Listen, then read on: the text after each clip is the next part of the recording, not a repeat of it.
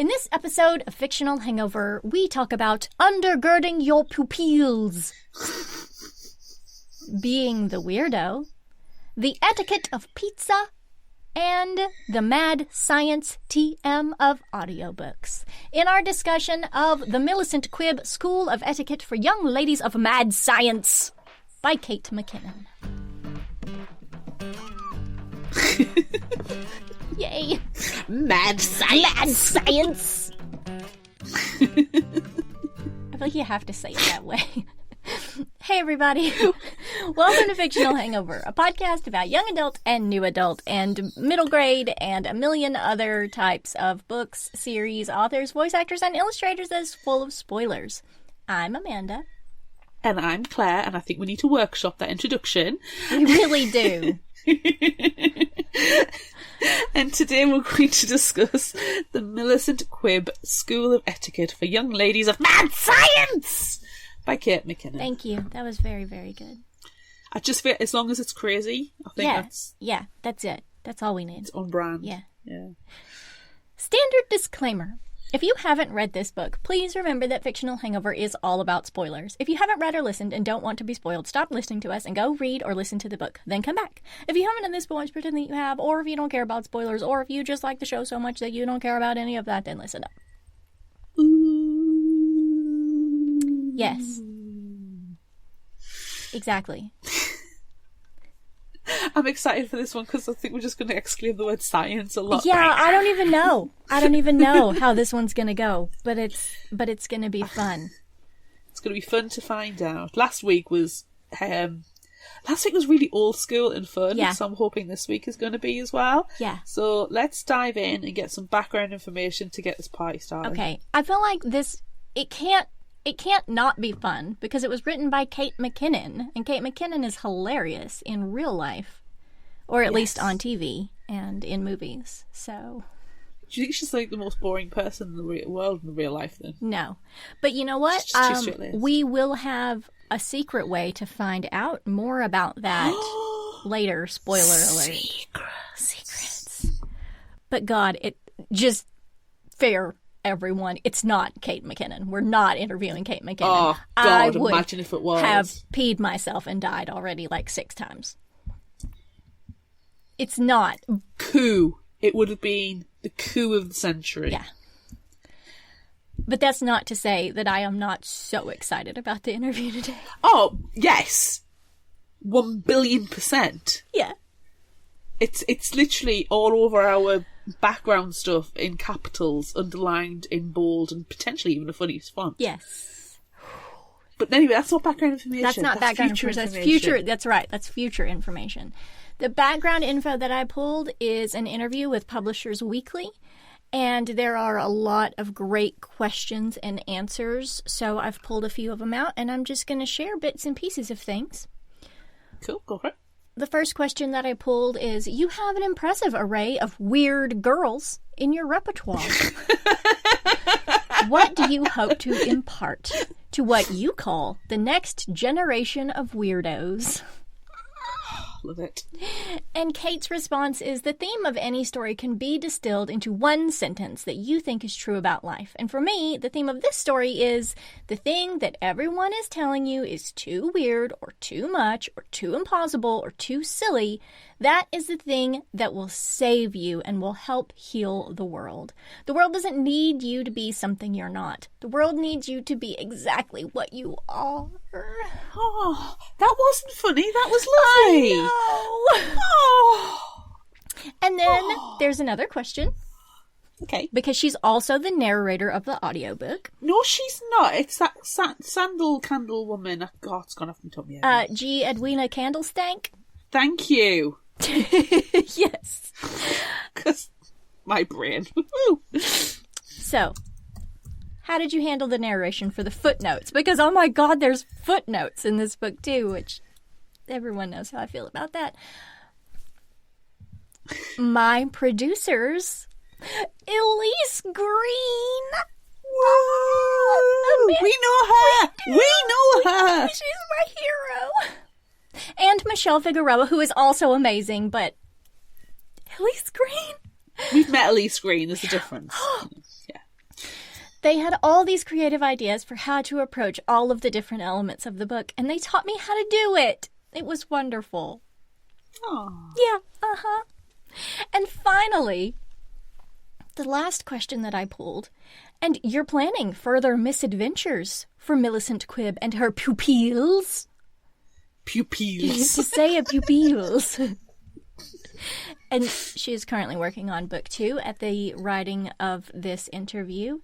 And she says, I think that in middle grade, maybe more than any other genre, there's a hope for humanity that undergirds all of it. And I think hope for humanity is what our young people need in this moment, especially. So I hope that young readers will pick it up and maybe think that by being themselves and by caring about the things they care about, they can help heal our world. That's gorgeous, so but the thing, good. my main take from that entire paragraph was the word undergirds. I do love undergirds, and I also love pupils. Pupils. Yes. Pupils.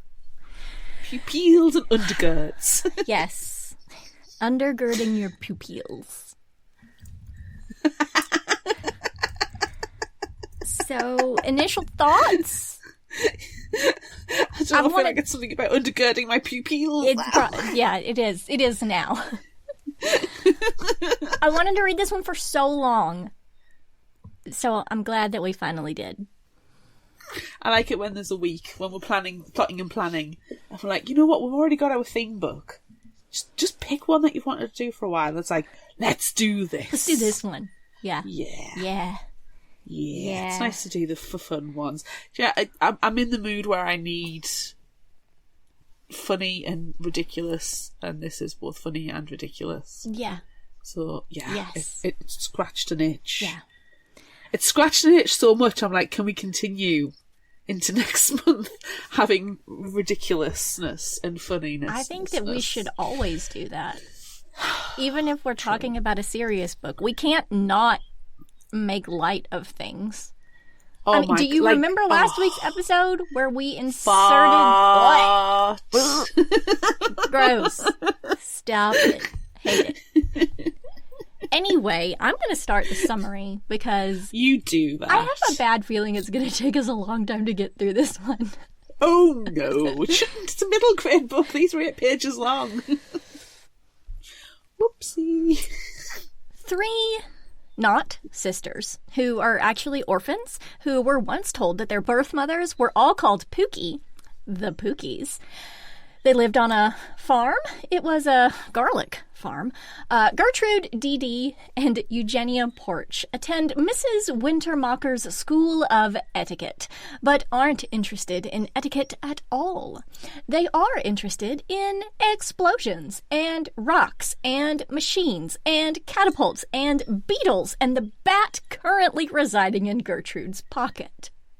I want a bat in a pocket.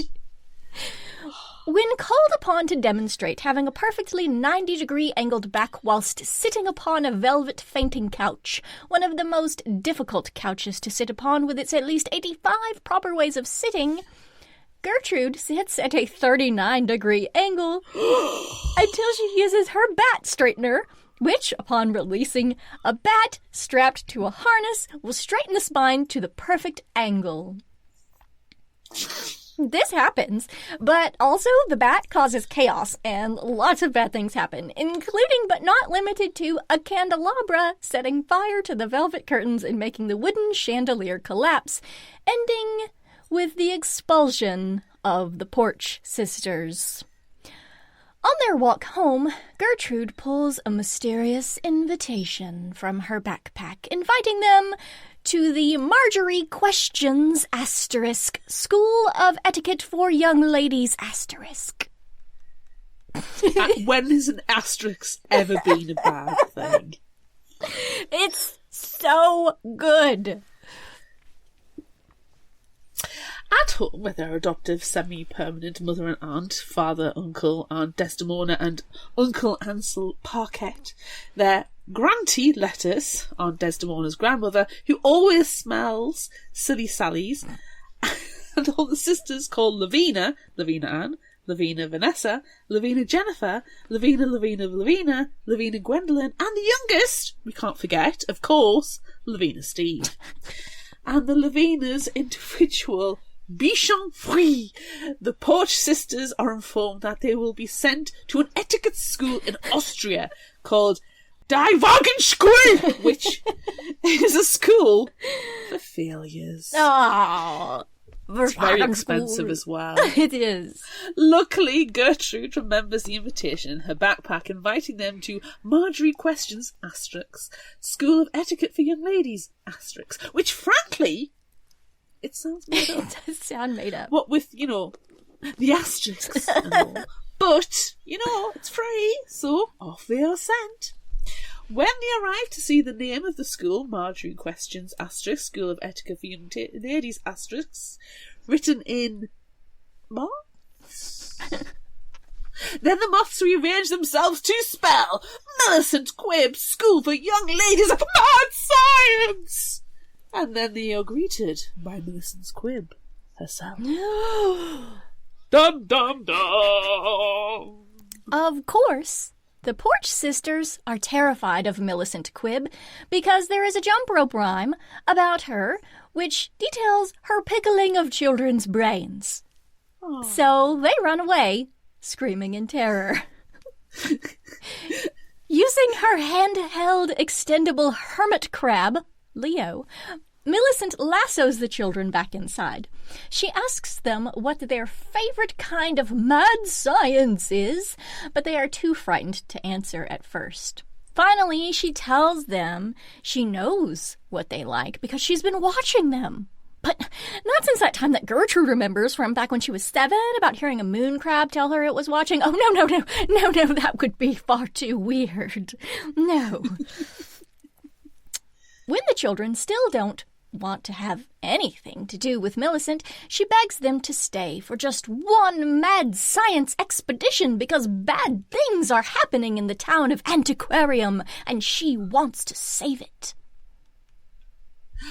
On their one mad science expedition, Millicent takes the Porch sisters on a walk around Antiquarium, pointing out various chips in the marble staircases, cracks in the sidewalks, breaks in the brickwork, and finally, most ghastly of all, the missing ponytail on the statue of Amanda the Genius Bichon Frise of the first Mayor Jacobus de Ween.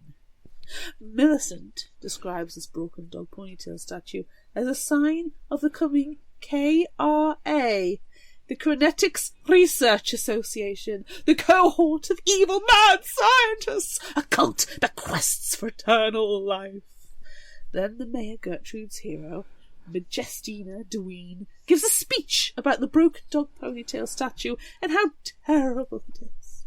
Afterward, Millicent and the Porch sisters follow a crack to the cobblestone street and find a hole in it that may or may not be a bite mark from a Cragalops worm. To the library! But not the regular library. Oh, no. To the mad scientist library in the swamp that requires feeding leeches to a hornflower to reveal its secret marble steps. Upon traveling down the steps, the Porch sisters realize mad science is real.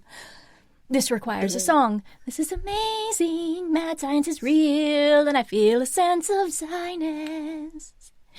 Ziness being a magical feeling, a special tingling, the joy of life, a sense of adventure that Millicent, of course, described to them earlier when she was trying to convince them to stay. The group travels through the library to the Hall of Biology, where mad scientists have created new disturbing creatures from other disturbing creatures. It is here they discover the Kergalops worm's display and see that one of its eggs is missing. Found nearby is a purple feather that looks just like the purple feathers on Mrs. Wintermocker's hat. Jacques! Millicent drives the Porch sisters back to the school that they were only expelled from yesterday. She gives them a spy snail from a hidden compartment in her Gerber car, a car that looks like a regular car but is actually powered by gerbils. and instructs Gertrude to wear it like a helmet, Eugenia to feed it chocolate lest it make a horrible sound, and Dee Dee to spray perfume to cover its horrible smell, whilst hiding in trunk and spying on the headmistress. First, of course, they have to be re-enrolled at the school, which requires a lot of begging. But Mrs. Wintermarcher, after telling the sisters that she grew up poor and eating pigeon guts, then she stole all her grandfather's money, became the leader of a gang of pickpockets, created her own brand of etiquette schools that she then sold, and how now she has tons of money. But soon that won't even matter anymore. She goes to retrieve a form, and while she's gone, the sisters hide in a trunk and spy with the spy snail.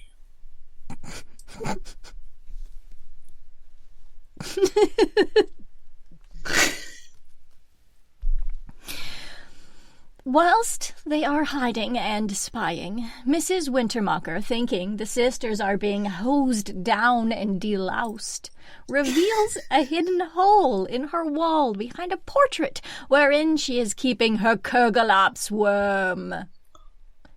She takes a phone call and tells whomever is on the other side that everything will be ready for Sunday.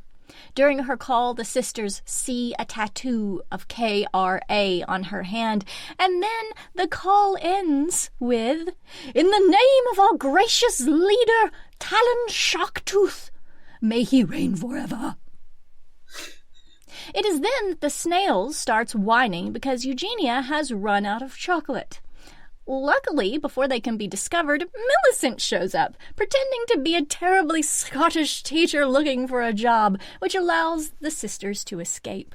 Unfortunately, they leave behind their chocolate wrappers, the smell of perfume, and a tag from the snail that says it is a spy snail belonging to Millicent Quibb. Oh, no. The poor sisters run to their safe place, the dark, where they are approached by a goose with a note card.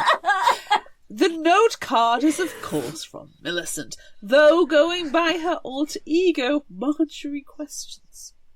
The note card says she doesn't blame them for running and tells them of what they will have to do next.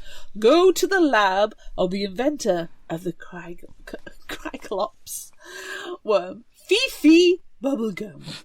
It will be harrowing and dangerous and will require training.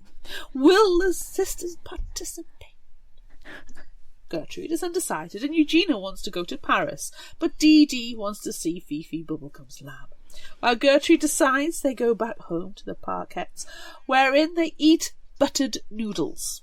Gertrude having to fashion a lasso from a spaghetti noodle to fetch salt that no one will pass to her, while the Lavinas play a game called Critique, only Lavina Steve paying them any attention, and Granty Lettuce smells silly sallies. Mrs. Wintermacher drags a boulder by one of the sidewalk and stops to ask the Parkettes if they have any spare boulders. It is then that Gertrude decides they will return to Marjorie Question's school. Back at Millicent's, or Marjorie's, there is a training montage, or there would be if that were a thing in books. Millicent is too overwhelmed to teach the sisters anything because of the giant worm, so she gives them each a textbook about their subject and tells them to bring her a glass of lemonade in the gazebo. Of course, each sister must learn a lesson in order to complete the task. Gertrude's involves singing deeply to worms with mustaches that live inside lemons. Eugenia must clean a glass containing an unknown substance, and Dee Dee must build a bridge to make it safely to the gazebo. They all succeed using their textbooks about unnaturalism, the study of unnatural animals, chemistry, the study of impossible substances, and physics, the building of impossible machines. Dee Dee also has an as-yet undescribed ability to hear inanimate objects speaking to her, so she also uses that to help. Lemonade delivered and montage complete, they must go to a silver spoon shop which conceals the passageway to Fifi Bubblegum's lab. Everyone in Antiquarium gets a silver spoon when they turn 10, but Gertrude did not, because she was grounded for storing a dead chipmunk under her bed. Neither her sisters nor Millicent ever got one either. In order to select a silver spoon, one must be dressed as a sailor, of course. So the Porch sisters are wearing improvised spray-painted dresses. There is a party going on, and a bored girl is taking forever to choose her spoon, and, needing a distraction to get to the secret lab for reasons untold, the Pastrian bird, concealed under Gertrude's hat and only revealed just now, gets upset, releasing a horrible beef-scented stench, and the spoon store clears out. They are able to get into the secret tunnel under the secret blue spoon, though not the way they intended. Lavina Steve was at the party and saw the whole thing.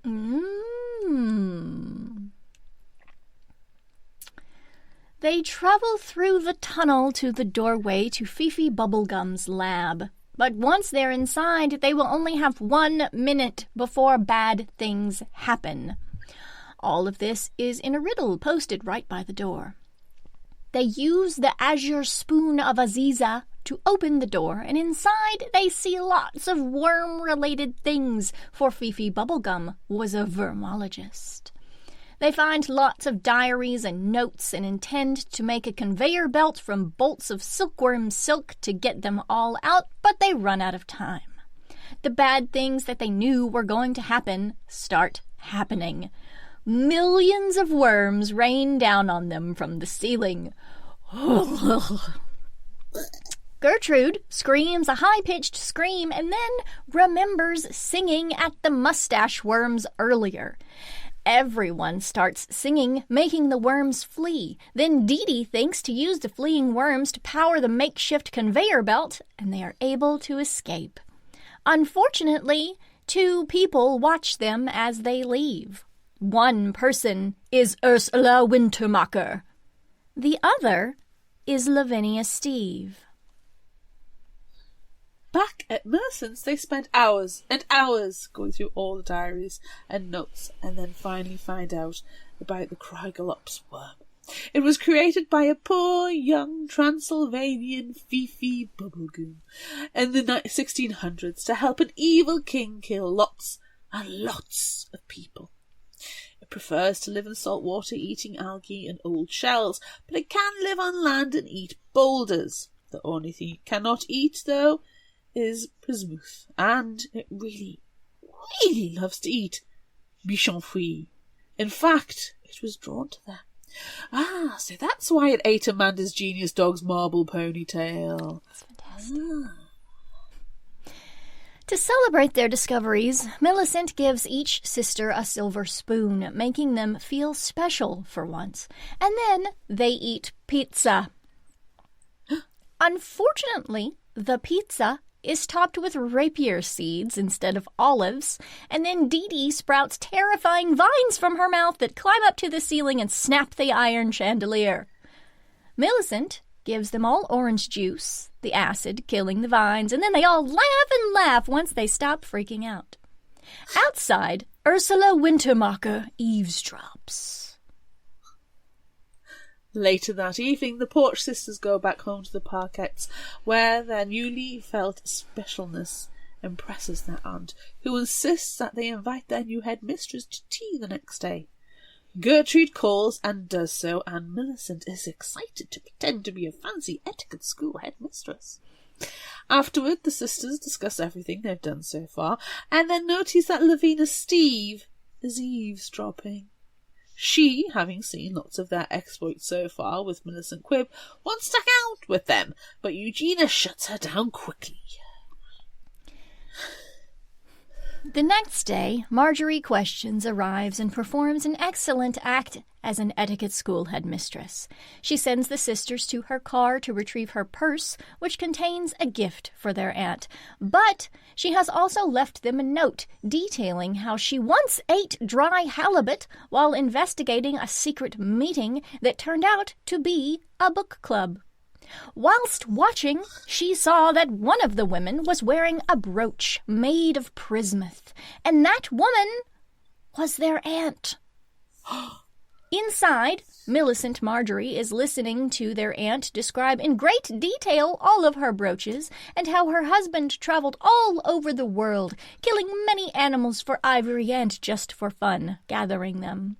She shows off the ugliest one, the bismuth one, and then reveals an entire closet full of bismuth.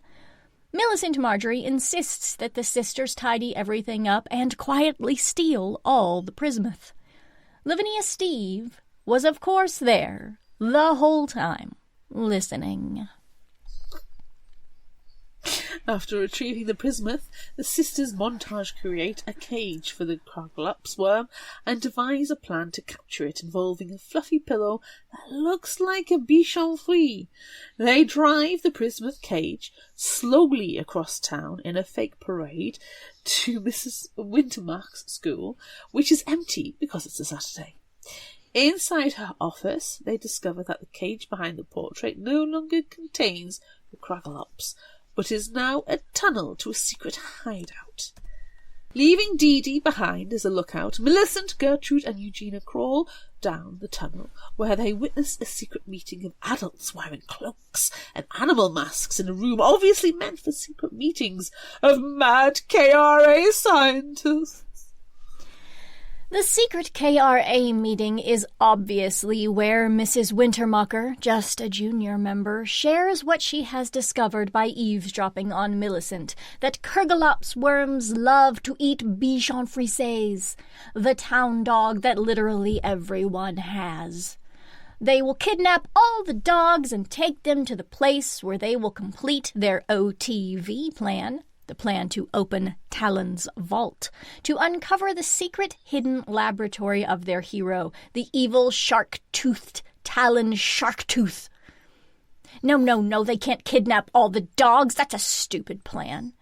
Instead, they will have a dog show. Just as they are turning to leave the secret tunnel, Millicent stubs her toe, and they are discovered. The leader of the KRA meeting releases a creature called a stub rat to deal with them. Luckily, Dee Dee simultaneously stubs her toes back up in the office, confusing the stub rat, which has a long and interesting creation story involving child labour and dam destroying. They are able to escape and plan to meet back up in the morning to save the day, or more likely, be killed by an angry mob. Millicent has pretty much resigned herself to die by violent mob because no matter what, she's going to be blamed for whatever happens, whether it be kidnapping the dogs, releasing the worm, or unveiling the vault. The sisters don't know what to do, so Dee Dee suggests they prepare themselves their own ways. Then Gertrude gets an idea. Lavinia Steve follows. Gertrude goes to see the mayor, her hero, Majestina DeWeen, who is singing to a group of orphans and sharing with them a $1 giant check donation.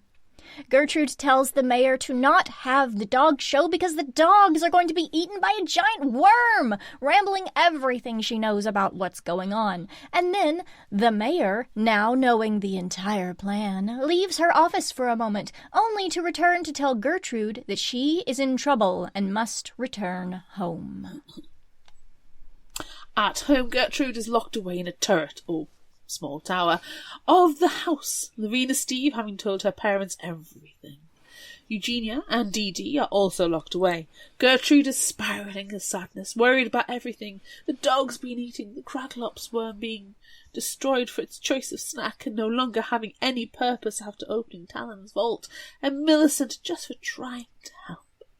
She apologises on the dusty windows that her sisters can see, and they reply in their own dusty window, something that looks like a bat. Then Gertrude realises she's in a turret, or a small tower, filled with bats, and she still has her bat straightener vest on. The bats soar out of the turret, or small tower, and down to safety. Gertrude releases her sisters, and then Millicent flies overhead on a flycicle with the bismuth cage to capture the Kraglops worm. They fly to the town fairgrounds to the dog show, which is in a wrought iron circle with a padlock. Majestina Deween is singing on stage about Bichon Frises, wearing a coat that looks shockingly like it is made from Bichon Frises. The Porch Sisters and Millicent stand nearby, trying to figure out what they're going to do, when Mrs. Wintermucker sneaks up and dumps their Prismuth cage into a small pool. Everyone but Gertrude laments the loss of the cage. She doesn't realize why they are so upset, but then she realizes the cage is melting in the chlorine of the pool, making the once strong cage limp as spaghetti. Mrs. Wintermocker reveals that she knew they would be there because her friend, Susan, told her they would be there. Oh no, Majestina Deween, Gertrude's hero, is in on the whole thing? Then the worm appears! Ah! Dang it. As everyone in the dog show cage is about to be eaten, Millicent steals Majestina's coat, trying to lead the Coglops worm away. But then Majestina tells everyone that Millicent, the mad scientist, is behind everything and is going to feed them all to her giant worm creation. Lavina Steve, who is also inside the dog show cage because all the Lavinas have Bichon Frise, apologises to Gertrude for her what turns out to be jealousy of them going on adventures with Millicent, because she herself has no real friends and her sisters, Lavina, often ignore her. It is then that Gertrude remembers the rapier seeds in her pocket. She eats the seeds, spewing out the vines that were previously able to destroy a metal chandelier. The vines destroy the cage, freeing the prisoners inside, who then become the violent mob destined to kill Millicent! Still needing to trap the worm, Gertrude looks back at the spaghettified Prismuth cage and remembers when she made the spaghetti lasso as her sisters fly off on the flysicle after pelting the violent mob with invisible rocks that Eugenia has had in her pockets since she learned about rocks back at the beginning/middle of the book when they all learned their important lessons. Gertrude is able to lasso the giant worm and sings to it, and it becomes her friend. She rides it to the ocean where it wants to be, but then is stranded there. Luckily, her sisters fly up on the flysicle to rescue her. Unfortunately, Millicent is gone. Under the town, in the secret lair of the KRA, the secret members have a secret meeting in which they dismiss Mrs. Wintermucker for her failures. The secret leader sits down at her vanity and removes her mask, promising Talon Sharktooth that she will open the vault. Who is the secret leader? Who knows? Meanwhile, the Porch Sisters are sent off to Austria, to the school for failures. The aunt reveals that they were given lots of money to watch over them until they come of age, but she didn't mean to say that. They manage to trick their uncle into stopping by at Millicent's on the way to the boat that will take them to Austria, but her house is completely gone. Several weeks later, the sisters are shown to their small, dingy room in the school for failures, where they crack open the textbooks given to them by Millicent. They have to save her. They have to save their town. Luckily, there's a flysicle just outside the school, piloted by Millicent, who has to save her pupils. Her pupils! Her pupils! Oh, man. What right. a weird summary that was. I don't know what's happened. Let's digest that for 20 to 30 seconds. I think that we should. I think that's a very good idea. What's up, fellow book nerds? It's time to feed your fiction shelf addiction. Hear book club style roundtables, bookish chats, and more. Join Tamara and her friends for fantasy and thriller read-alongs and other shenanigans over on the Shelf Addiction podcast. Listen now on your podcatcher of choice. Subscribe for free, and you too can have a shelf addiction. Question. What? That's my question. What the dickens? It was so ridiculous, and there was so much extraneous detail and footnotes and diagrams. And if you're listening to the audiobook, descriptions to check out the PDF, which apparently accompanies the audiobook. And there was some sass about that. There was so much. But look, it boils down to the fact that 3 misfit sisters go to a school for mad science led by another misfit person, and then they try to save the day. And find out that they're not the weirdos that everybody else thinks that Or they are those weirdos, and that's okay. Well, exactly. Everybody thinks that the horrible weirdos, that there should be, etiquette and all that malarkey. But Millicent Quibb teaches them that it's okay to be who you are, and it's better to be who you are. Yes. And it's Be amazing. Be the weirdo. Be the weirdo. Be the weirdo. Definitely. And in between all of that, there's giant worms and silver spoons and pizza. And a car mad science powered by gerbils. And saving the day. And mad science. And secret tunnels. 7 sisters with the same name. And they all have dogs. There's dogs everywhere. If you've got a dog allergy, it's really bad. It's not a good idea. place to be. No. So you know how we listen to audiobooks at double speed? Yes. How absolutely feral was this? Like, it didn't stop me. It was so good. But I was like, it was like frantic and crazy, and I'm like, what the hell? Yeah.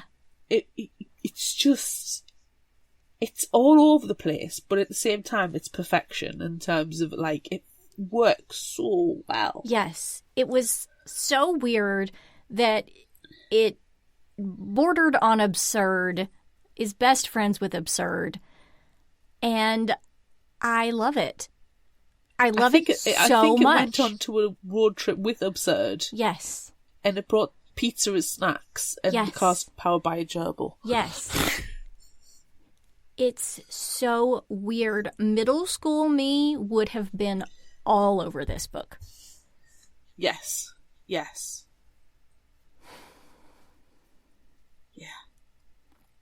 I know you've already mentioned that about the PDF illustrations, but one of my favourite things about it was just the sarcasm about there's these things that new invention that helps describe something simply. It's called an illustration. Go to the PDF, check it out. Yes.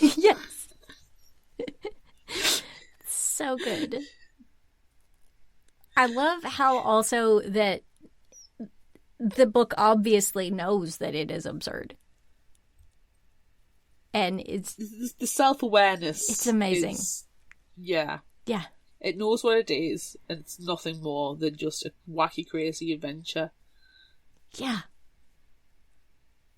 And I think if it were narrated by anyone other than Kate McKinnon, like, well, exactly. I mean, it wouldn't have been the same thing. No, it wouldn't have, and I don't know. I've never heard another audiobook narrator, another voice actor, put this level of insanity into the book. And I think that's where you have the bonus of not only the author being a very well-established actor who's able to do the voice acting, but as the author understands the text. Yes. And is able to portray perfectly their intention behind it. It's so perfect in every way. Yeah, it's definitely the type of book that, as an audiobook, it's done justice by having the author be the narrator, but also the author being an accomplished actor. Yes. I'm sorry for... I like the fact that, you know, the three sisters. I love the fact that Dee Dee, like, talks to inanimate objects. She's one of my favourite characters, just to jump a little bit. Same. Because obviously, yes. we've got to say Millicent's our favourite, because Millicent was magnificent. Yes. But Dee Dee was one of mine as well, because I relate to her hard and how she just talks to inanimate objects. Yes. Because I do that, like, 99% of the day, I'm quite sure. So, yeah. And the rocks in the pocket, which... Considering the next book that I read straight after, which is what we're covering next week, which is How to Marry a Werewolf by Gail Carriger, I'm like, this month should have been rock themed rather than... It really should have. That's very weird, but yes, it should have been. Not planned. Accidental rock books. An accidental What's rock in my pocket? Theme. What's in your pocket? Rocks. Yeah, rocks. There's 100% rocks in my pocket. I agree with you. I also liked Dee Dee. Of course, Millicent is the best character. There's no question about that. But of the three girls, I liked Dee Dee the best. But also, in the beginning, you know, they're all about 12. But Dee Dee could be, she's described as maybe younger than that, or maybe 27, and no one really knows, which makes it even better. Yeah. And the fact that, like, she seems to know a lot of stuff. And there's this whole commentary going throughout the entire book that she knows she is destined to be a sea captain because all of the objects around her tell her that. And they all tell her what they want to do and how they want to be used, and that's how she's able to build crazy machines. She's delightful. Yes. I feel like Eugenia was a little bit too mean and too dismissive of things, and Gertrude did not stand up for herself enough. So that was a struggle for me, but you know what? She's a middle school weirdo. So she still has plenty of time to learn to do all of that. That's it. They're still so young. They've still got time to learn, to grow, and to be able to do these things. They're not all going to be able to do them all at once. And they shouldn't, because otherwise we don't get to see their moments of growth in the other stories. And I am invested in them.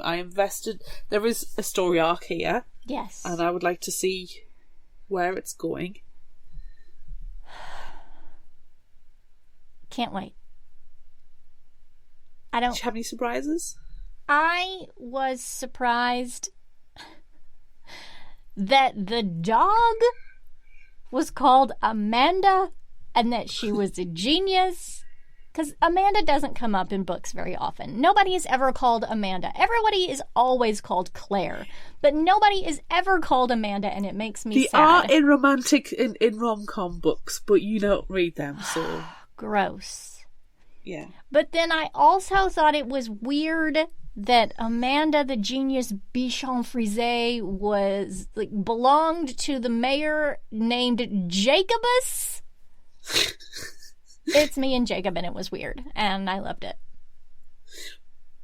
I mean, I would say cosplay this, but I don't want to be a dog statue. No, and you don't want to be a dog statue, and you don't want Jacobus there, put you on a lead, because... No. That's a different corner of the internet where we do not venture. No, thank you. No. Do not want to be a part of that. No, moving on. I think the feral nature of the entire book, like, if somebody turns around and says, "Loved the episode, thanks," that summary was absolutely bonkers. I have no idea what's gone on. Yes. Same. Yeah. Same. It's fine. If the summary was a bit chaotic, then you understand the book 100%. Yes, the summary was very chaotic, and I will have everyone know that most of the chaos was left out. Yes. So I'm going to tell people as well, go to fictionalhangover.com. You can read the summary on there. Mm-hmm. That may be helpful. Because this book is absolutely loco. Yes. And yeah. But if I want to do the biggest surprise, apart from it being feral, pizza. And the fact that Millicent was like, there's this new invention called pizza. And I thought the controversy was going to be pineapple on pizza. Nuh-uh. No. It's having orange juice with pizza. That is disgusting. That's maybe one of the most disgusting things that I've read about in a book in a long time. I mean, it's just not the done thing. It's not. That was horrible. And do you know what? If you went to an etiquette school, you would learn the etiquette of pizza. Yeah, and you would learn to never, ever pair it with orange juice. Oh. Shocking. Gross. I don't even know how else to talk about this book. I don't think there's anything else much more to say. I think we leave it there and just refer people back to the summary, both written and audio, and just enjoy it for the mad trip that it is. I think that we should also refer people to the book itself. Well, I mean, yeah, but we need to get our listens. That's true. We do need to get our listens. But definitely go and listen to the audiobook, because as you will have surmised from the background information and the small amount of squeeing that has happened with me, the audiobook is amazing, and it was produced by our favorite audiobook producer, Elece Green, so you know that it's going to be magical. It is. However, I will say certain superfans who sometimes struggle with world building within audiobooks, you need to read this one. Because of the frantic pace. Yes, and also because of all of the illustrations. Yeah, I think it's one that you need certain people. If audiobooks aren't your bag, give it a try. And it might be one that actually you have the book and listen at the same time, and do it together. Yeah. I think that would be a really good idea if you struggle with audiobooks and, you know, the context and remembering what's going on, because there's just so much chaos. Plus the illustrations are really cool. Yes. Also, you have to give the audiobook a chance, because it's done by Kate McKinnon, who is a fantastic comedic actress. Like, it's so good. Even if audiobooks aren't your thing, I would recommend listening to this one, just because of the production value, because of the acting, because of everything in it. You should listen to it as well. Plus, it's only 5 hours. And if you listen at double speed, which just makes it even more chaotic, you may be cross-eyed by the end. But that will be fitting. But that would be 100% on brand. Yes. And I'm sure Millicent Quibb has some kind of contraption to solve that problem. Yes, definitely. If not, Dee Dee can create it. Yes. Yes. There'll probably be a spoon for it. Probably. Do you want to share your favorite final thought quotes? Is that where we are now? Yeah.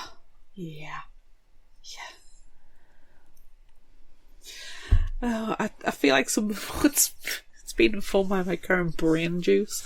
We are drowning in an intellectual and moral cesspool. The cesspool. The humblest of pools. You can't forget the second half of that quote. I know, I'm glad you took over it. Cesspool. If this girl doesn't pick a spoon right now, I'm going to pick two and use them to scoop out her eyes. So good. These skulls were here when we bought this tunnel, and I didn't have the money to change them. I want to buy a tunnel with skulls. Yes. And finally, orange juice and pizza? It's so wrong! It isn't done! Ugh. Blech. Blech.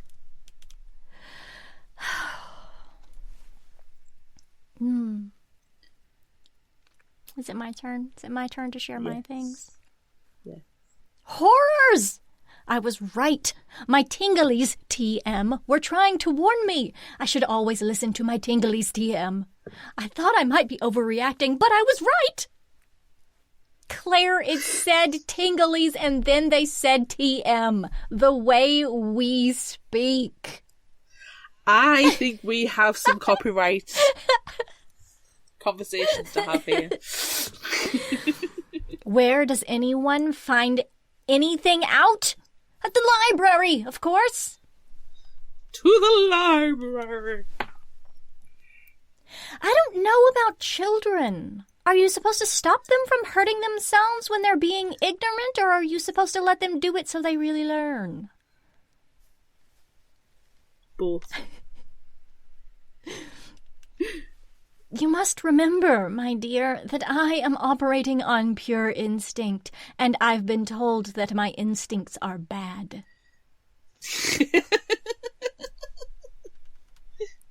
I also like the weird aside, or I think this one might have been in a footnote. I like wearing a little bib, okay? I like little bibs. Sue me.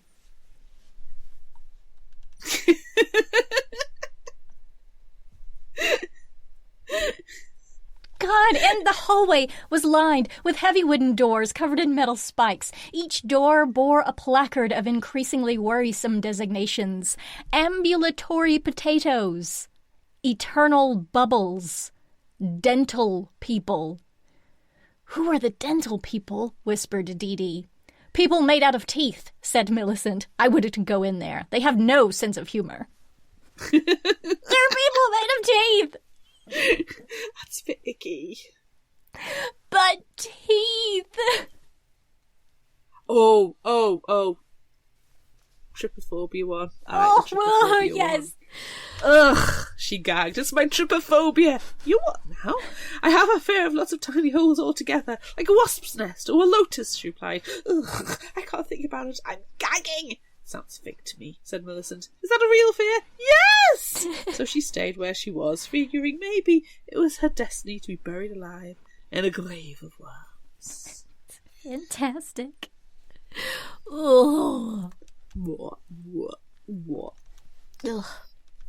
Okay. Claire, it's time. Yes. It's time for Would You Rather, and we have a very special guest who I may or may not have already squeed about quietly once or twice in the episode. Because my hero is here again. Yay! It's been a while. And we somehow managed to drag her back on, and she was okay with it, and she might have been excited about it, or she might have just been being really nice to me because she's one of the nicest human beings in the entire universe. Elece Green is here. Yay! And well dressed. Can we please Always. make sure you always include coiffeur? Always. Thank you. Okay. Came for the audiobooks, stayed for the fashion. Yes. Oh, Great. I get my swoon out of the way. No, I'm going to swoon multiple times. No, there's 85 ways to do it on a velvet fainting couch. I know. That's true. At least 85 ways. If we learned anything from this bonkers book. I don't think I learned how to do it apart from a 90-degree angle. You have to use a bat. I do need a bat. Yes. I've got a bat. Bat straightener. I love it so much. Bat is in the other room. Look, I know that we're supposed to be playing Would You Rather right now, but Oh yeah, pew pew pew pew pew. There you pew go. pew pew. But this book was so middle grade me. Like middle school Amanda would have lived this book. So good. Same. I loved all the magic. I mean, I would have been into the fashion. I would have been into the crazy the concepts for different things. I don't know where she comes up with these things, but yeah, I would have been in my element. Yeah, Rock definitely. collecting. Yes. We've all had a pocket full of rocks. Yes. If our clothes allowed for it. Right. Damn it. Because pockets are hard to come by. They're getting more populous. They Or at least the brands I buy have to have pockets. I'm finding in a lot of my 1950s vintage, true 1950s vintage had pockets, the dresses. I'm finding them all over. They're Amazing. surprise pockets. I think this one had pockets. It's kind of amazing. So I don't know where along the way we lost the pockets, but probably in the 80s. I feel like pants were really tight in the 80s. Pants have been really tight though. Pads. Yes. Yeah, all of the extra fabric to create the pockets created the pocket to hold the shoulder That's pads. right. Yeah, but they all had really sharp blazers, and the blazers also had giant pockets on the front with the giant buttons. That's true. I think it might have been the 70s or the 60s where the jeans got really, 60s. really super tight around the waist, but then the flares came out. Right. So all the pockets went into the flares. Yeah, maybe that's it. Right. We clearly need to Should have investigate pockets fashion like more. Victorians wear. That would be amazing. But we should actually play Would You Rather. Because Pew, pew, pew, pew, pew. pew pew pew pew. Well, just to give us some ideas, we do have comments from some of the listeners, and we asked on social media, would you rather deal with lots and lots of tiny worms or one giant terrifying worm? And straight up on Facebook and Instagram, it was 50-50. Nobody could know, which is the first time this has ever happened. Really? Yeah. I wonder why. That for me, it was instantaneous. I wanted one giant worm. I can't deal with teeny tiny hundreds of because I could probably escape a giant worm. I could find ways to avoid a worm or fight the worm if I want to and destroy it. But little creepy crawlies everywhere. No, thank you. Ew. No. Ugh. No. Now, I went with small worm, tiny worms, because if we know how to play Would You Rather, is that you are the Lord and Master of all you survey. I have a flamethrower. And the way I see it is, I'm going to flamethrower all the tiny worms, Yes. quite self-contained area, flamethrower one big worm, and that sucker is going to go and it's going to set other things on fire, and it's going to be a massive health and safety violation. Yeah. So flamethrower the small worms, then they turn into crispy worms, and then you feed those worms to other animals, and the other animals go nom nom nom nom nom nom nom. The brilliance of this. You've thought about this. I actually really have. Yeah. I thought about this a lot when just trying to find a picture of tiny worms. You're absolutely right, though. I'm thinking back to the only other giant worm that I've ever encountered, which is in Tremors. Do you know the movie Tremors? Who doesn't know the movie Tremors? If you don't know Tremors, you're wrong. So that giant worm, when it was quickly dispatched with, spoiler alert, it explodes all over everywhere. So health hazard, correct. Yeah. Yeah. So maybe you're right. The crispy worms, you could put them on a salad. Yeah. Yeah, just Could be mix them good. right in. But then there's It's protein. It is protein. Yeah. But then there's also Shai Hulud from Dune, which I love Dune. I'm gonna ride that worm. So You're right. I'm gonna fashion a spaghetti lasso or a Prismuth lasso, and I'm gonna lasso the worm and ride it whilst singing to it, singing horribly. Yes. It's gonna happen.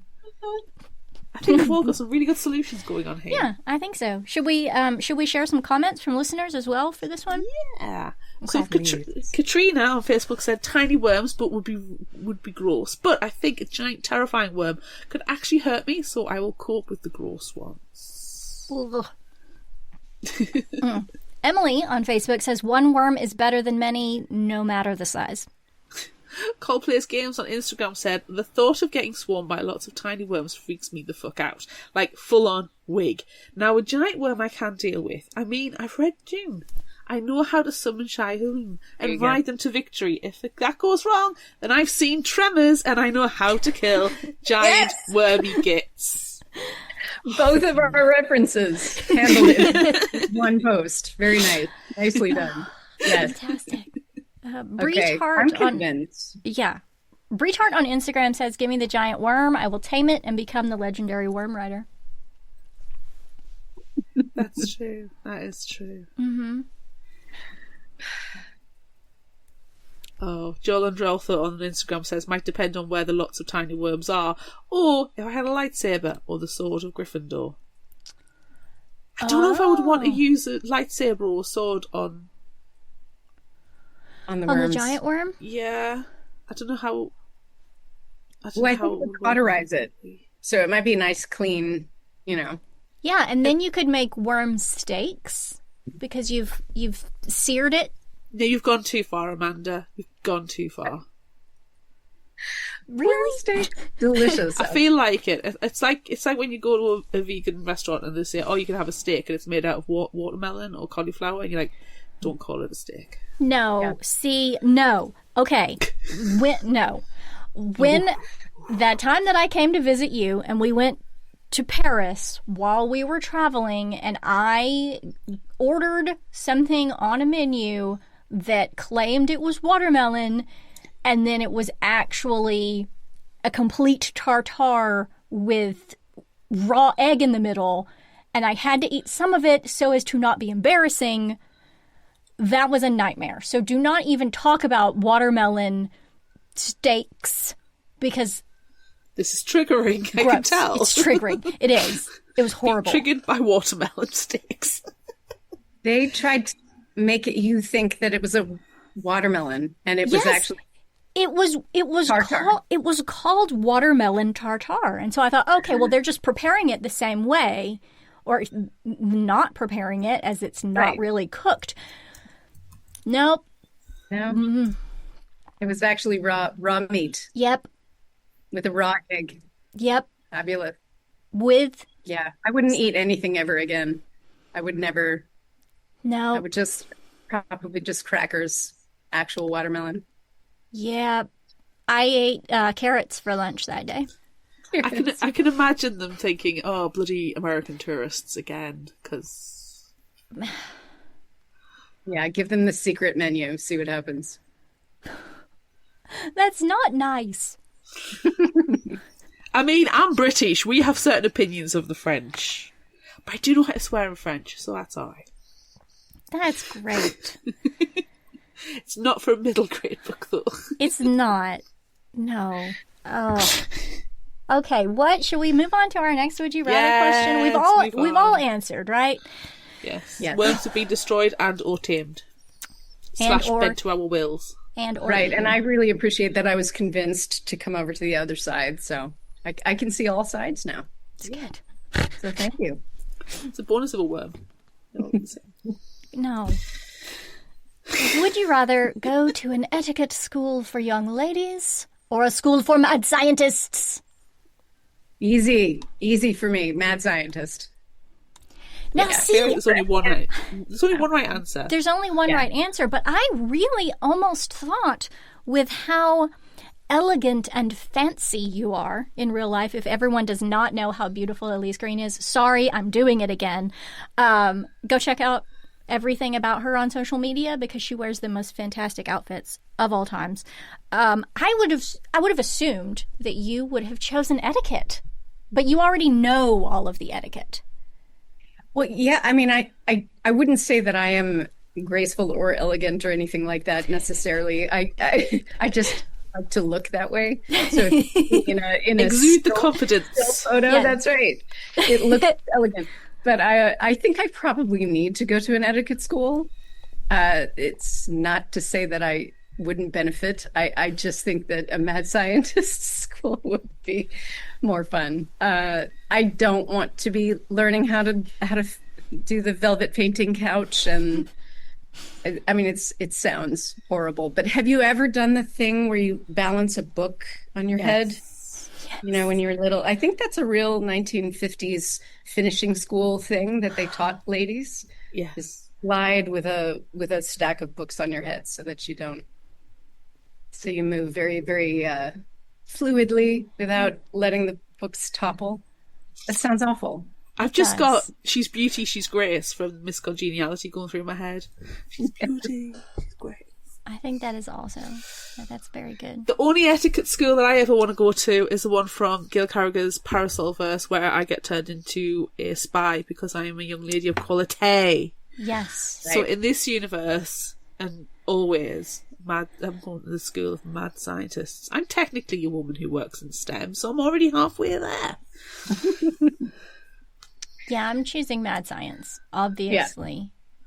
Yeah. I don't really know why, other than the fact that The lab coats and the goggles. Yes. The lab, that's the only reason. That's the only reason why. It's a factor that you need to take into It's consideration. a selling point.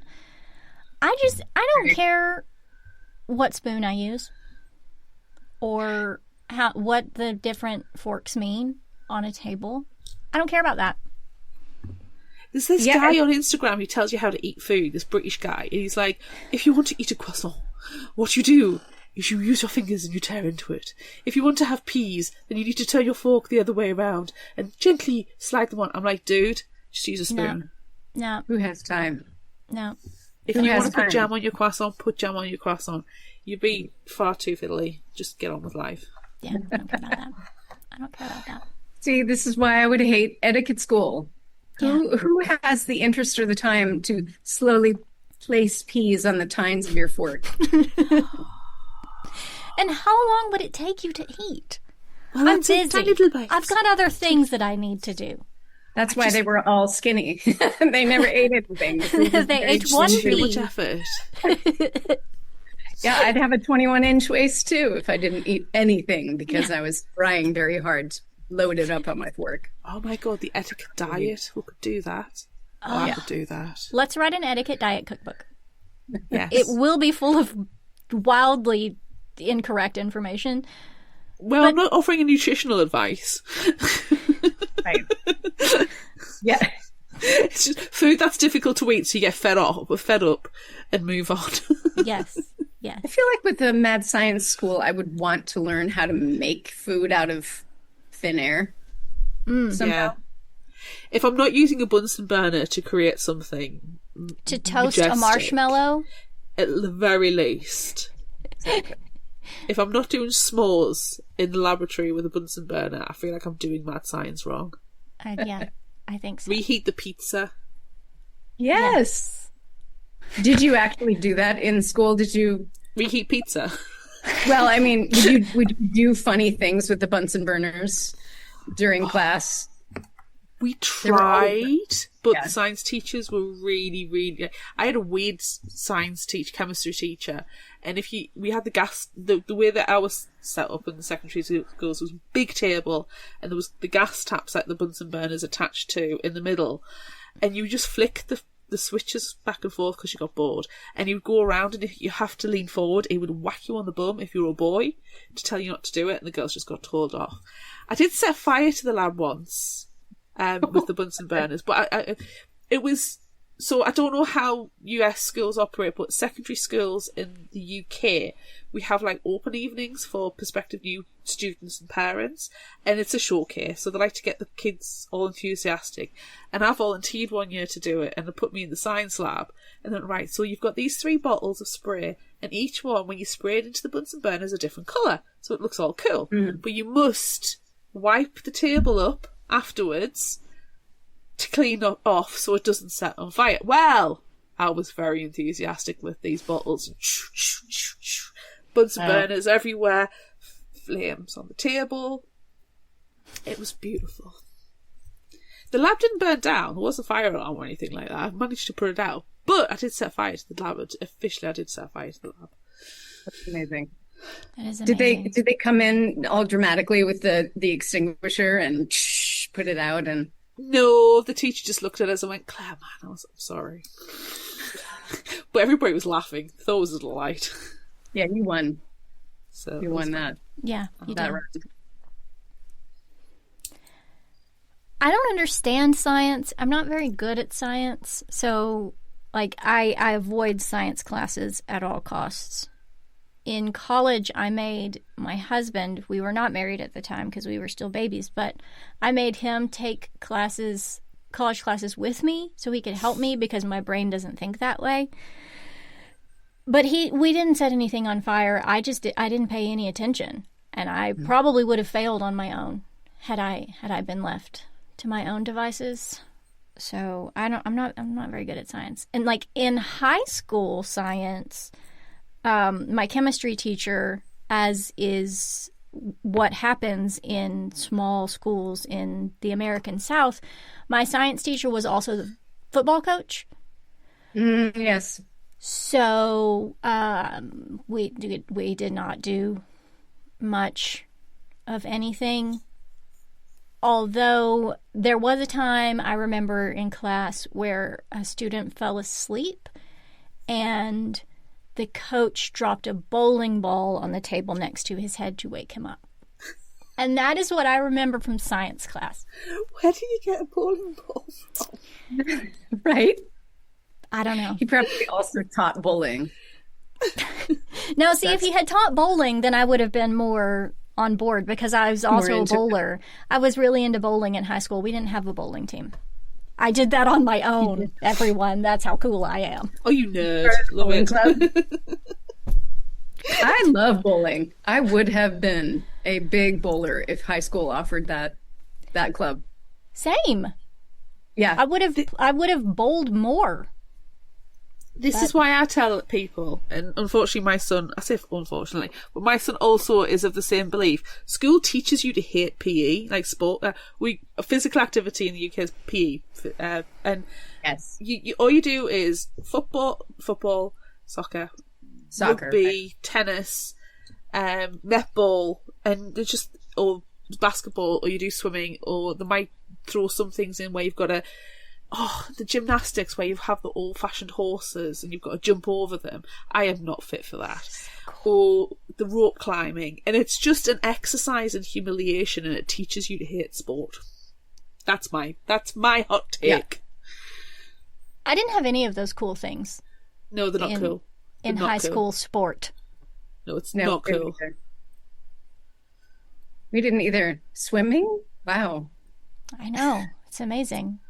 It was more just splashing around by the time because the last 2 years of school, if you're not taking it as part of your GCSE exams and therefore getting a qualification out of it, they didn't care. So my last 2 years of PE was tying the ropes together into swings, and we put Aqua's Barbie Girl on full belt and just swinging and talking and playing. That's all we did for like 2 years solid. That's an amazing experience. Yeah. It's the only time I enjoy PE at school. I'm amazed by this. And they did not care either that you were just not getting anything out of this. Oh, the teacher used to just sit there and just chat along with us because we weren't doing, it wasn't examined or anything like that. We weren't graded on it. So didn't really care. Wow. We used to get out because obviously UK uniform, my PE uniform was a white shirt or polo shirt, a tiny mini maroon overskirt, and black or maroon cycling shorts. And if we didn't want to do PE, we used to just go, we've got a hole in our shorts. Mm-hmm. And I had 2 pairs of shorts, one with a massive hole in and one without. And depending on what we found out what we were doing that day, I'd go, oh, sorry, I've got a hole in my shorts, I can't do it. It's right in the area. And they were never onto you? Oh, they knew. They knew. They knew. But amazing. They only cared about the people who actually could do PE effectively, because I was not very effective with PE. I had a good tennis arm, and that's about it. I feel like I want to go to school in the UK now. Yeah. Can I? We were forced to do. And you're not forced to do science at university. You pick the subject and you do the subject. Mm-hmm. No. And you get access to the core modules without competition or clashes. Yeah. Can I just have a do-over? Yeah. Yeah. Everybody come over to the UK. I mean, we're full of fascists as well, but still. Is it better or worse though than present day United States? Do you know what? At least we have the Battenberg Brigade, because at the moment, I don't know if you've seen, everybody's putting up the English flag and being all fascist about it. And then there's the Battenberg Brigade who are getting the flag and then colouring it in so it looks like a slice of Battenberg cake. So, yeah. Anywho, we're completely off the subject of Yes, what? And we've only answered, 2 questions? We have more questions. We should like continue. Question? We should continue. Would you rather practice unnaturalism, the study of unnatural animals, chemistry, the study of impossible substances, or physics, the building of impossible machines? For me, it's physics 100%. I am very much an engineer, kind of, amateur engineer. I love taking things apart, figuring out how things work. So I would gravitate to physics. Yeah. But they're all great. There is no wrong answer. No. They're all fabulous. So tell me what you guys would choose. I think I'm going to go chemistry. I like the idea of impossible substances. Mm-hmm. I would be afraid if I was doing physics that I would, like, the impossible machine that I would create would somehow fail and in a dangerous way.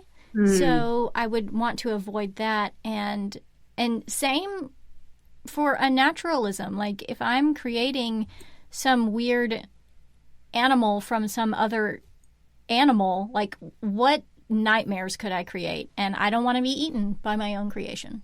So, now you see, I'm going for unnaturalism, the study of unnatural animals, because I'm gonna go on the cryptid side. Okay. So yes. I'm gonna, yes. Mothman kind of Bigfoot's unnatural animals, and investigate them. Yeah. I imagine you doing chemistry, Amanda, and you're pouring 2 things into one beaker, and then just this massive thing comes out, and you go, "Ooh, a wig!" Yes, and then I put it on. Yes. Yeah. I could see me putting on a strange wig. Yes. Without question. Through chemistry. Yeah. Okay. I like chemistry, the study of cosplay. I wish. You're very good at that. Yeah. Thank you. Okay. Next question. Would you rather encounter ambulatory potatoes, eternal bubbles, or dental people? I believe dental people, I went back to refer to this so I knew what we were talking about. Dental people are people made of teeth. Yes. Which in and of itself is absolutely terrifying. So that's a no. That's the one that I choose. Of course. It's terrifying. That's so on brand for you. Just because you want to see what a dental person looks like, maybe? I just want to be around them. I don't know. I have a weird obsession with teeth. Maybe. Maybe they do that. When they walk. Clack, clack, clack. Yeah, if they sound like tiny tap dancers everywhere they go. Yeah. Or just chattering. Hold on. You got your teeth. I got my chattering teeth here. Yes. You have to tell us where you got these. These are classics. I don't even know where they came from. Someone they have always been with you. Yeah. Just appeared one day. Yeah, there's also a jar of teeth back there that are giant 3D printed, comically large teeth. Oh. Because of my weird obsession with teeth. I love how you just fell into that.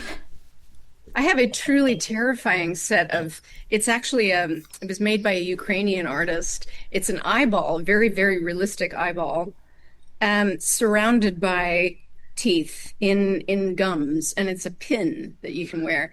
I love it. I've never actually worn it out in public because it is kind of terrifying. The teeth are very realistic.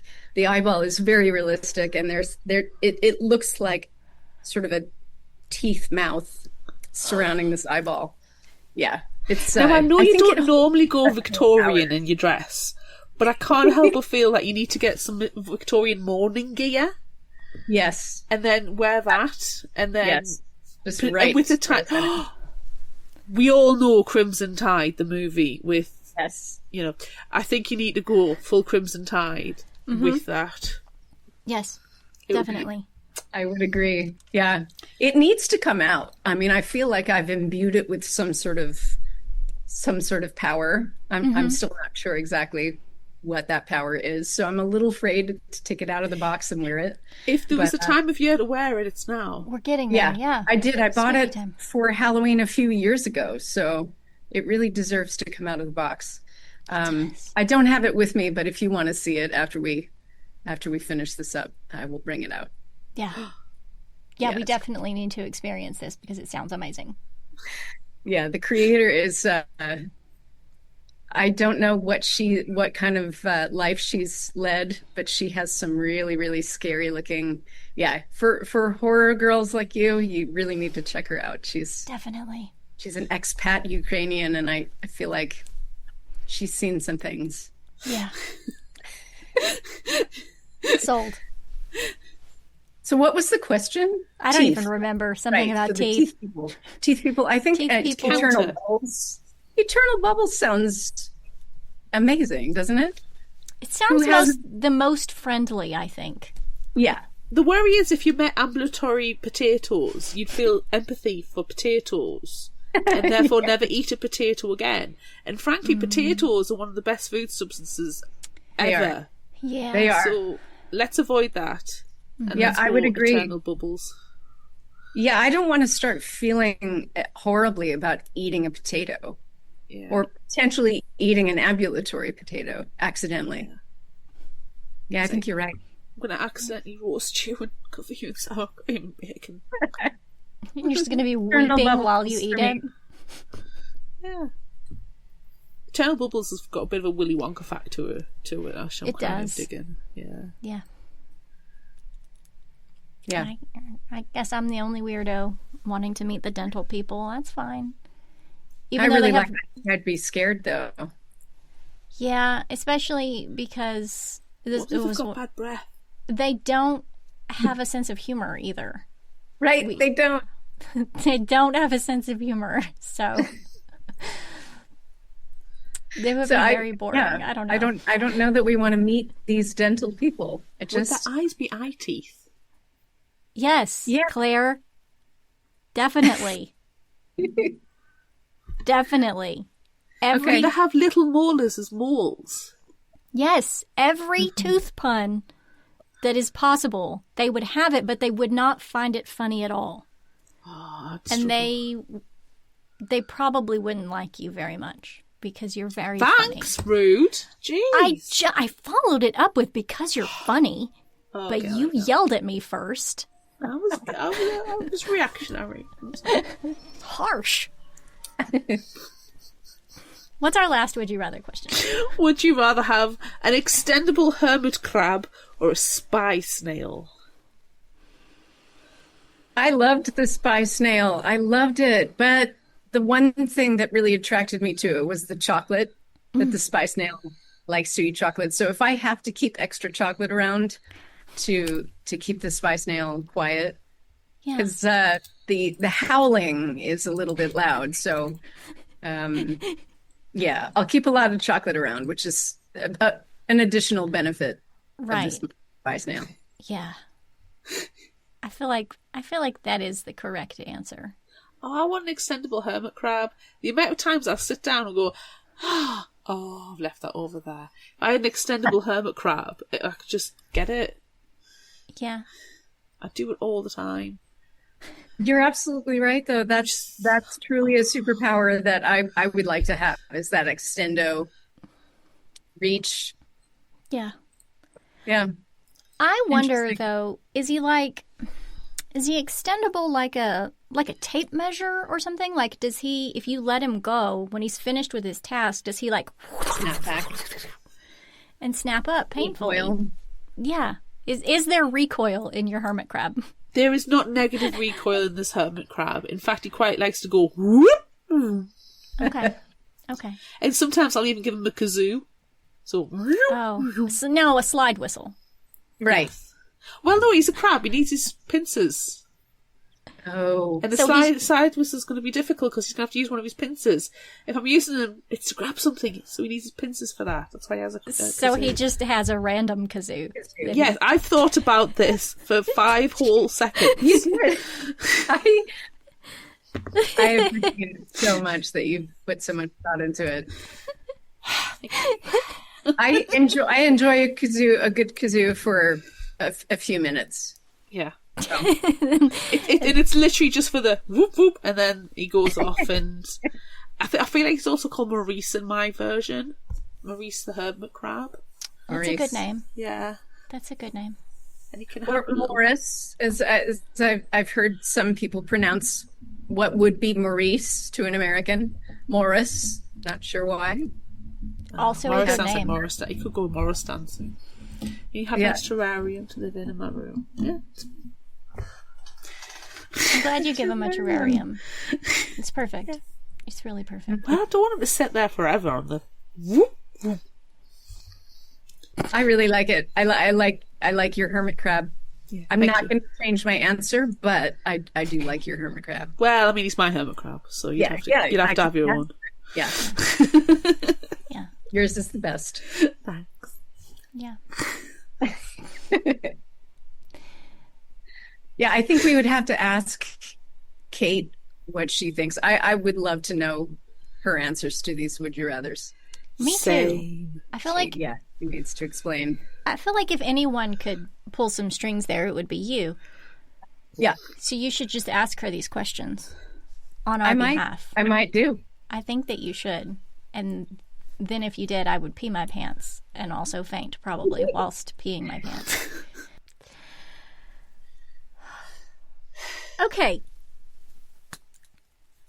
Calm down. Breathe. Breathe. Breathe. It's hard. It's Do hard. it. Oxygen in. Squeeze out.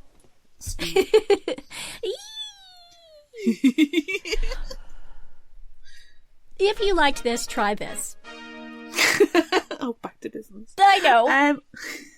Listen to the bonus episode. Listen to the bonus episode. Listen to the bonus episode. Listen to the bonus episode. There. Was that enough? Maybe one more. Listen to the bonus episode. I'm going to suggest WizKit 2, A Tale of Disruption by Tanya J. Scott. We have covered WizKit, the first one, before. And this is a newer release. It's only just come out the last month, and it's very, very funny. And I'm recommending it because it's a bit crazy. And it's funny as well. And it's middle grade. Except it's a comic. In this endlessly charming sequel to middle grade graphic novel WizKit, the titular magical Cyclops cat must use all her wits to solve the mystery of a missing and book-shaped friend. Life is going swimmingly for WizKit and her bustling bakery. After returning book to the library, our favourite magical one-eyed cat isn't just baking the softest bagels in town. She's learning powerful, if disruptive, new magic too. But when Book is kidnapped from the library, leaving behind a trail of strangely familiar magical clues, WizKit must embark on yet another quest to track down her pilfered pal. Book seems to have been led astray by the sweet smell of pancakes, but who was really behind this bogus booknapping? With the help of Bird, Brain, Earhart triplets, and a new friend, WizKit follows the clues back to Book and discovers that she has more in common with the culprit than she could ever have expected. Ooh. It's very good. Sounds fun. I can't wait till we cover it because obviously we're going to. Yes, it's happening. We just need that little period of letting people read it. Yes, definitely. So read it so we can cover it. Thank you. What do you got? I am going to suggest one that I found on a book list from a library about ridiculous middle grade mad Was it a mad science library? Yeah, it's weird. Cool. This one is called The Last Hope School for Magical Delinquents by Nikki Pau Preto. And the best part about it is the main character's name is Lavinia.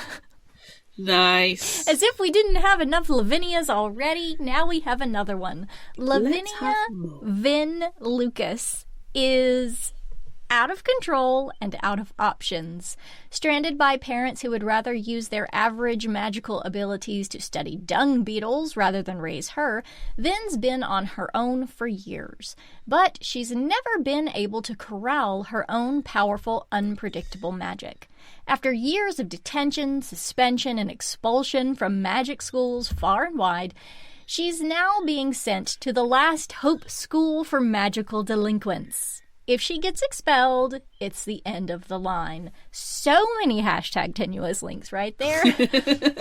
Now, Vin is determined to behave, except no one at Last Hope seems to want her to.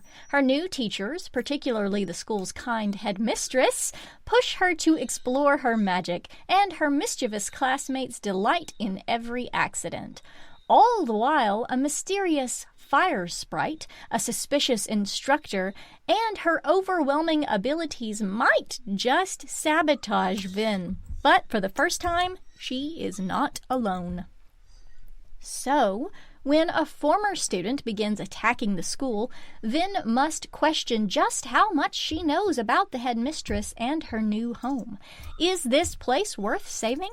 And are her budding abilities and every trick, trap, and deception in her friend's delinquent arsenal enough to protect Last Hope? Read the book to find out. We don't know yet. We don't know. We haven't read it. Is there anything equally as mad science-y, crazy, weird, frantic? Yes. That you could possibly... Exactly equal. As I am going to suggest the Millicent Quibb School of Etiquette for Young Ladies of Mad Science #2. Secrets of the Purple Pearl by Kate McKinnon. Expected publication date September 30th. Ooh, couple of weeks. So soon. It's summertime in Antiquarium, and everyone has flocked to the majestic lakeside Purple Pearl Hotel, including the nefarious group of evil mad scientists, the Cronetics Research Association. They haven't given up on resurrecting their fearsome leader, Talon Sharktooth, and now they're hot on the trail of the legendary Purple Pearl, a source of power that is rumored to be lost at the bottom of Kagloopy Lake.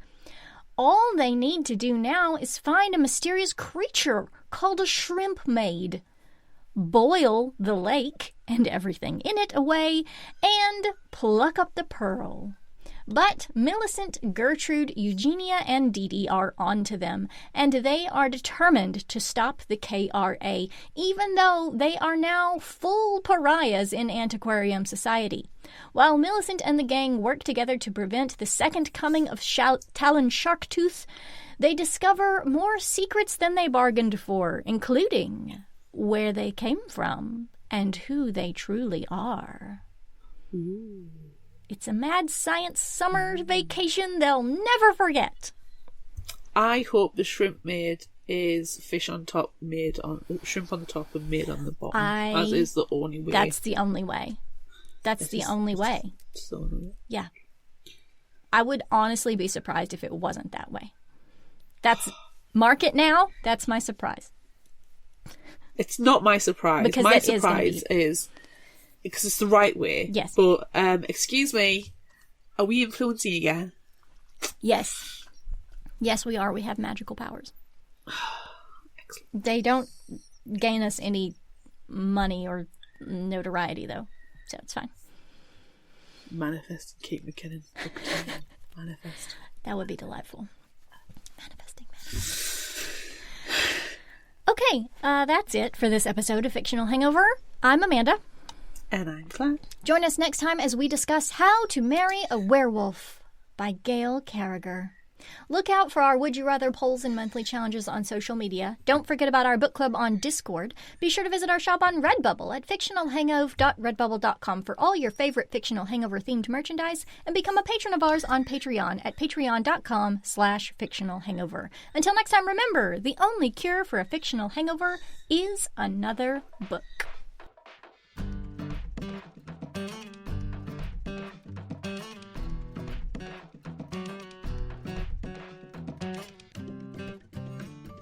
You can find us at fictionalhangover.com and follow us on all social media at Fictional Hangover. If you like this episode, check out our others and be sure to rate, review and subscribe so you don't miss out. Thanks for listening.